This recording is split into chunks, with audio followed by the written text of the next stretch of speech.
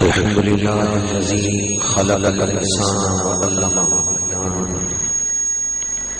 الصلاة والسلام على رسول الرحمن سيد الأنام صاحب الجود والإحسان سيدنا ومولانا محمد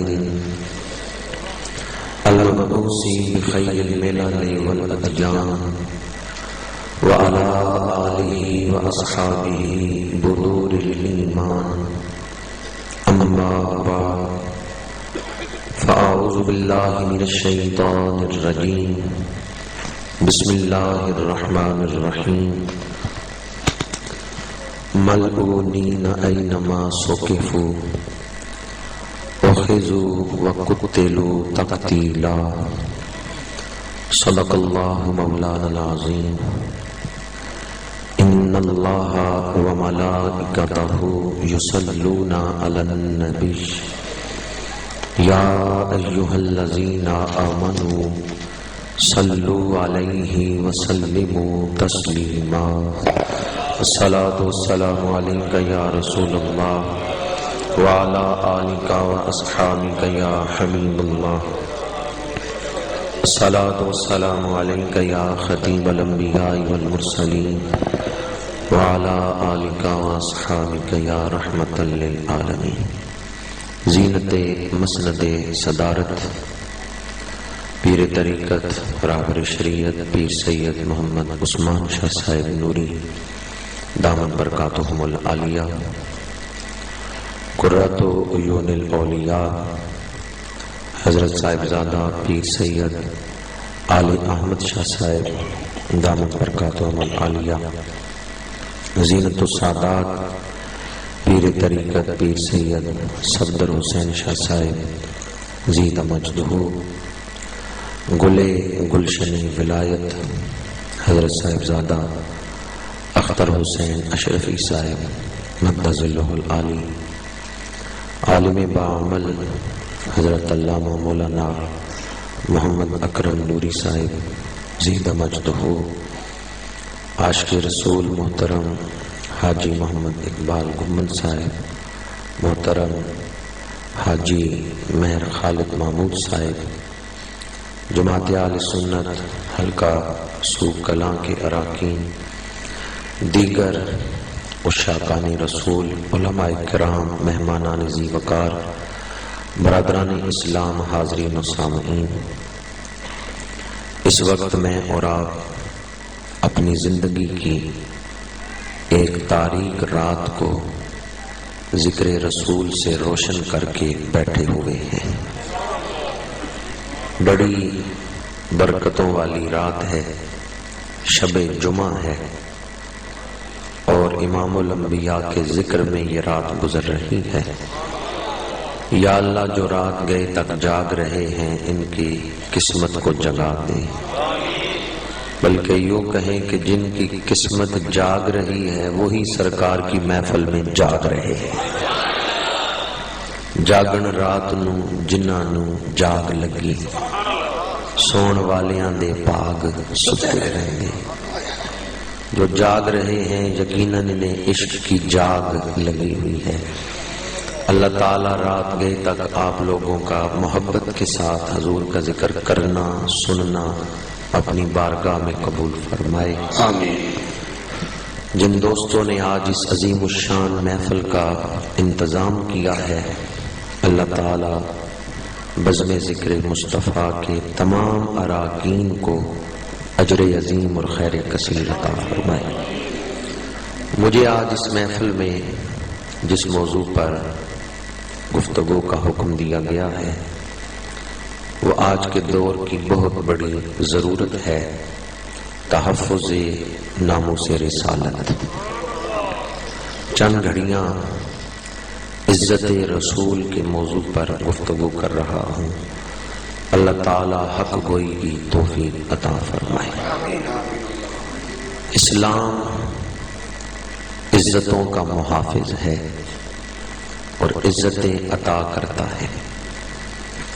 وَلِلَّهِ الْعِزَّةُ وَلِرَسُولِهِ وللمؤمنین، اللہ عزتوں کا خالق ہے، اس نے اپنے رسول کو عزتیں عطا فرمائی ہیں اور رسول کے غلاموں کو عزت عطا فرمائی۔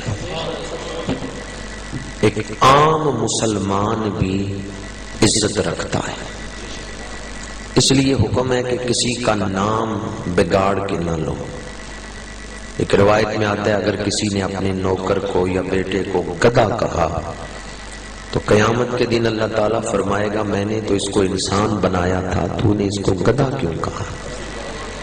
بعض لوگ نام بگاڑ کے لیتے ہیں، تو جو نام ہے وہی نام بلانا چاہیے۔ یہ بہت بڑی خامی ہے کہ کسی کا نام ہو عبداللہ، کتنا خوبصورت نام ہے عبداللہ۔ حضور نے فرمایا کہ ناموں میں زیادہ ترجیح والے، درجے میں بلندی والے نام جو اللہ کی نسبت سے یا پھر نبیوں کی نسبت سے رکھے جائیں۔ تو عبداللہ بڑا خوبصورت نام ہے، لیکن بعض لوگ بگاڑ کے کہتے ہیں عبداللہ۔ تو نام بگاڑنے سے اسلام نے منع کیا ہے۔ کیوں منع کیا ہے؟ کہ جس کا نام آپ بگاڑ رہے ہیں اس کی عزت نہیں کر رہے۔ یہ نام بگاڑ کے لینا یہ بھی ایک درجے میں توہین ہے۔ اسی طرح اسلام نے کسی بھی شخص کو گالی دینے سے منع کیا ہے۔ حضور نے ارشاد فرمایا اس شخص پہ لعنت ہے جس نے اپنے ماں باپ کو گالی دی۔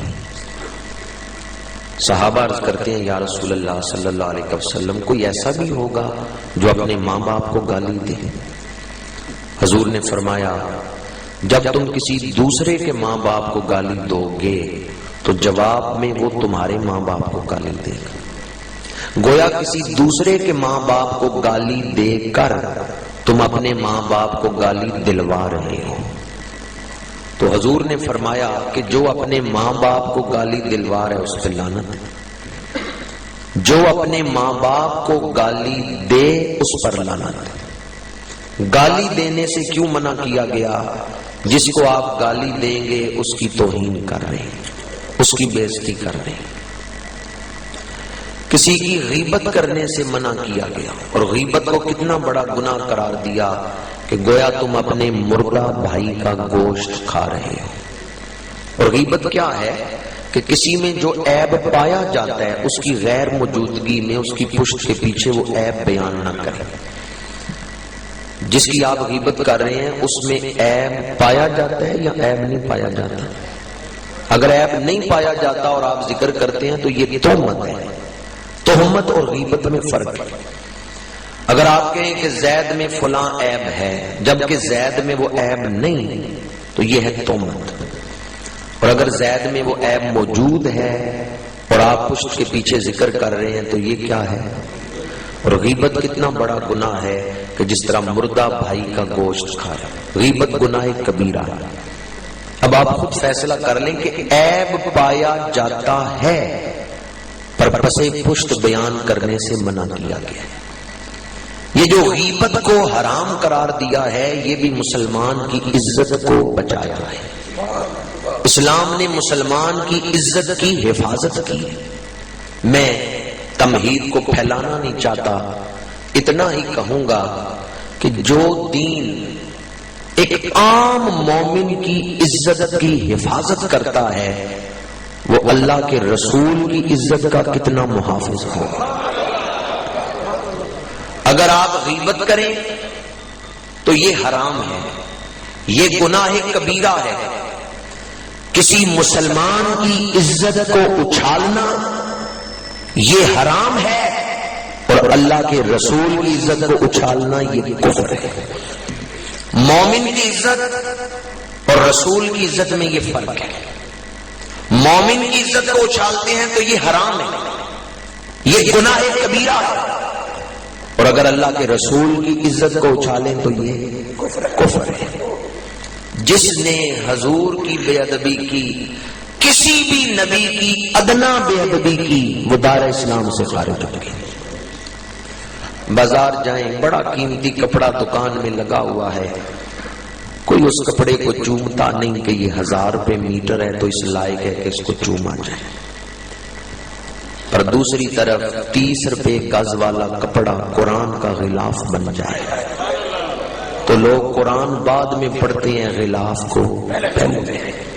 کسی مومن کا ایمان اجازت دیتا ہے قرآن کے غلاف سے پیر صاف کریں؟ آپ کہاں اٹھتے ہیں اس تصور سے؟ میں کہتا ہوں یہ 30 روپے گز والا کپڑا ہے، اس کو عزت کیوں مل گئی؟ اس کپڑے کا احترام کیوں ہے؟ بس ایک وجہ ہے کہ اس کی نسبت قرآن کے ساتھ ہو گئی۔ اب فیصلہ کریں کہ کپڑے کی نسبت قرآن کے ساتھ ہو جائے تو کپڑا احترام والا ہے، تو جس سینے پہ پورا قرآن اترا ہے، اللہ کے رسول کی عزت کا عالم کیا ہوگا؟ ایک فرق تو میں نے آپ کی خدمت میں یہ بیان کیا ہے کہ مومن کی آپ توہین کرتے ہیں تو یہ حرام ہے، گناہ کبیرہ ہے، نبی کی بے ادبی کرتے ہیں تو کفر ہے۔ اور دوسرا فرق یاد رکھیں، اگر کوئی حضور کی بے ادبی کرے، لفظ ایسے بولے جن میں بے ادبی ہو، اور بعد میں یہ کہے کہ میری نیت نہیں تھی بے ادبی کی، تو کیا اس کا یہ عذر مان لیا جائے گا؟ یہ عذر پھر نہیں مانا جائے گا۔ لفظ منہ سے نکالنے سے پہلے سوچ لو کہ اس میں بے ادبی تو نہیں پائی جاتی۔ جب بے ادبی والے لفظ منہ سے نکل گئے، اب یہ نہیں پوچھا جائے گا کہ تمہاری نیت کیا تھی۔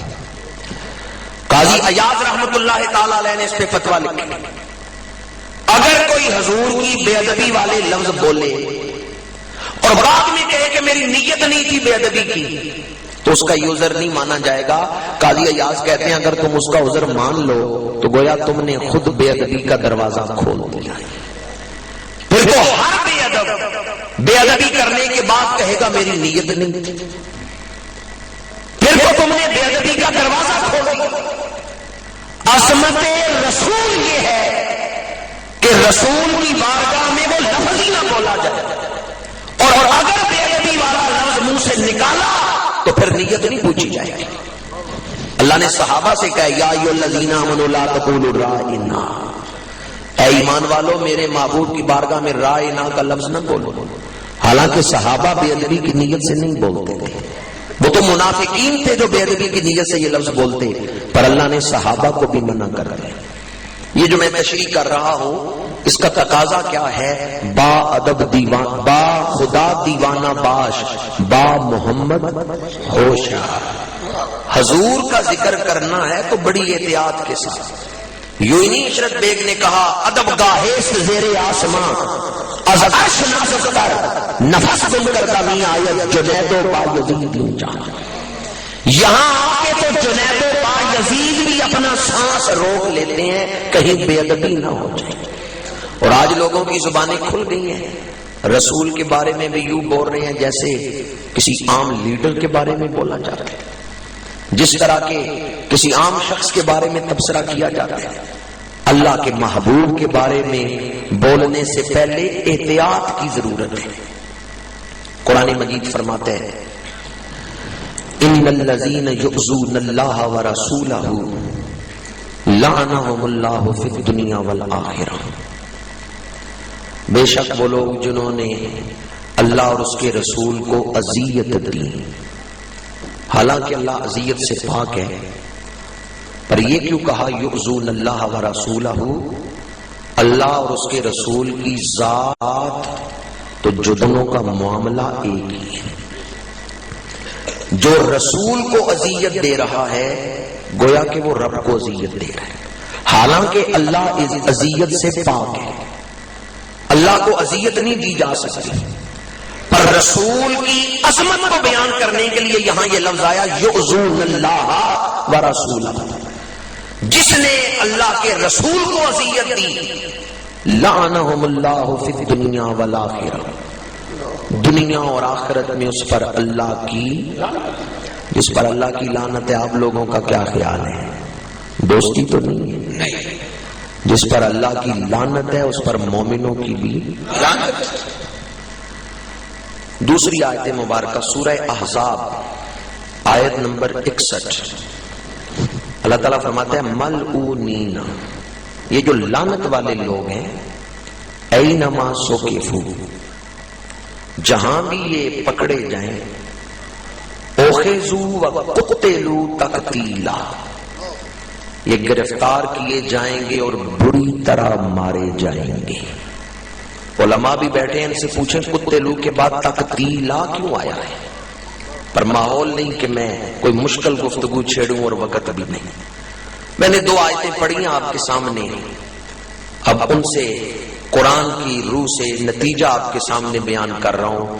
جو گستاخ رسول ہے وہ واجب القتل ہے، جو گستاخ رسول ہے وہ گستاخ رسول کی سزا سر تن سے جدا، گستاخ رسول کی سزا سر تن سے جدا۔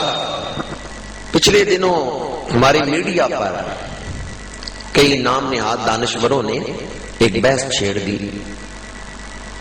کہتے ہیں جی رسول نے تو طائف والوں کو معاف بھی کیا ہے، پتھر برداشت کر کے باغ میں بیٹھ کے دعا کر رہے ہیں یا اللہ وہ جو پتھر مارنے والے ہیں انہیں ہدایت عطا فرما، تو جو پتھر مار رہے ہیں وہ بھی اذیت تو دے رہے ہیں، وہ بھی بے ادبی تو کر رہے ہیں، تو حضور نے معاف کیا ہے تو آپ کیوں نہیں معاف کرتے؟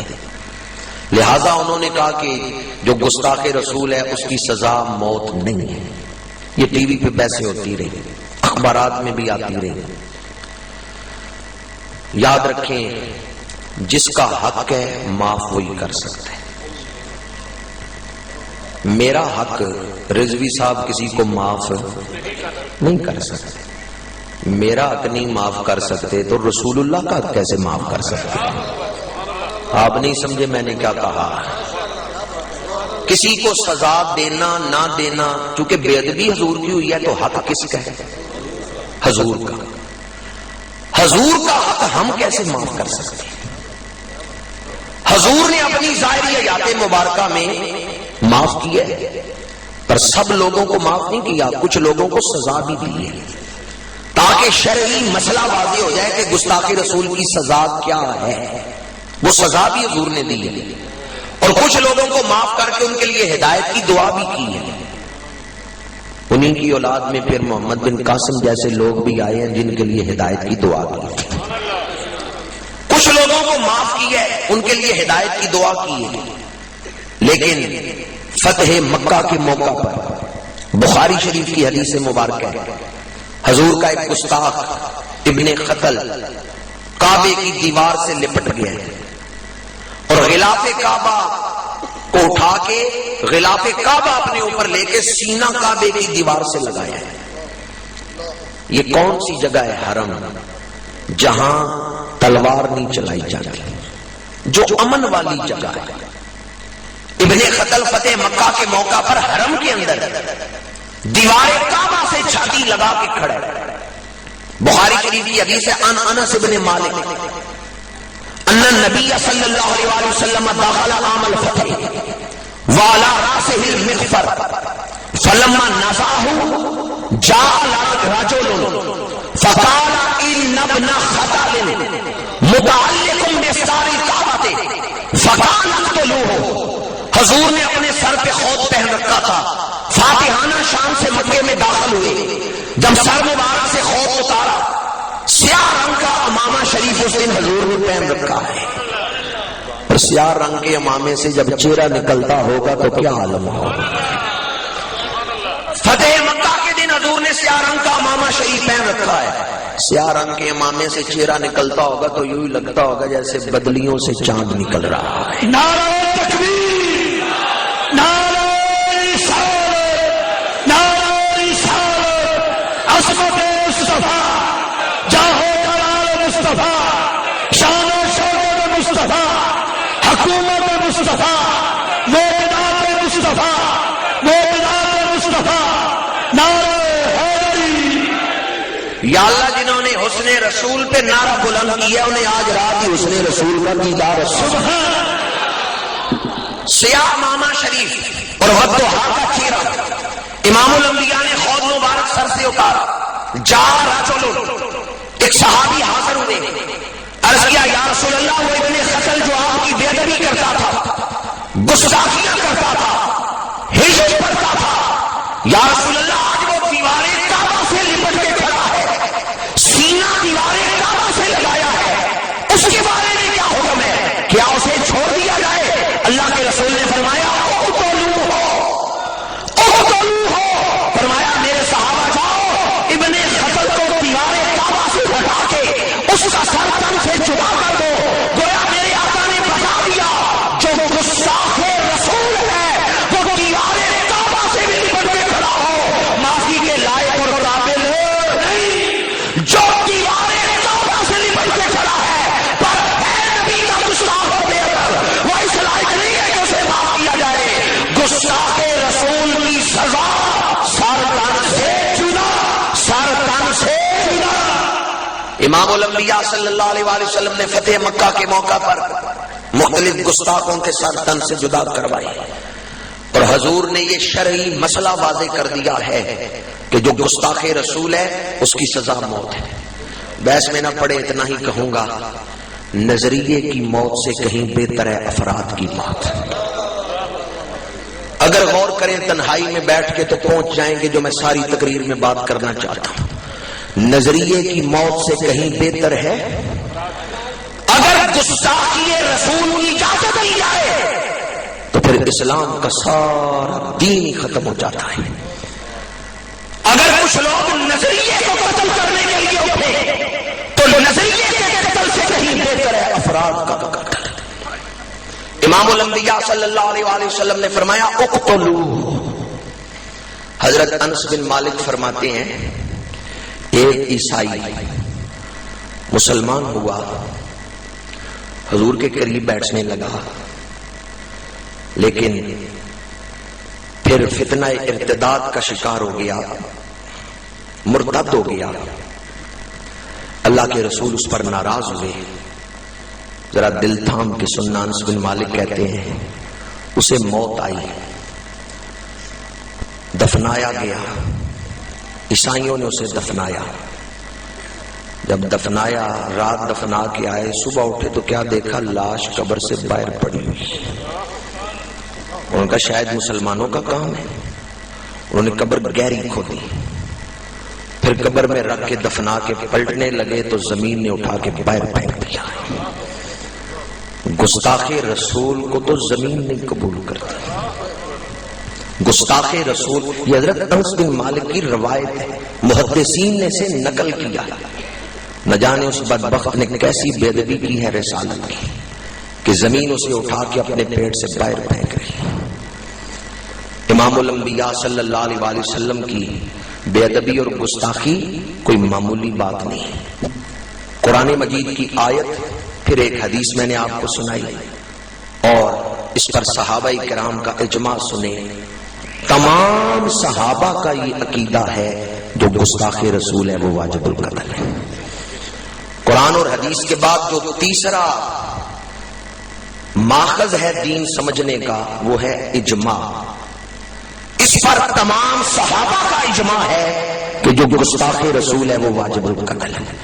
حضرت علی رضی اللہ تعالیٰ عنہ، حضرت خالد بن ولید، حضرت فاروق اعظم جیسے جلیل القدر صحابہ نے گستاخان رسول کے سر قلم کیے ہیں. صحابہ تو بڑی شان والے ہیں. میں کہتا ہوں جو پکا مومن ہے نا اس کا بھی یہی عقیدہ ہے گستاخ رسول واجب القتل ہے. ایمان سے بتائیں جس سینے میں نبی کے گستاخ کے لیے نرم گوشہ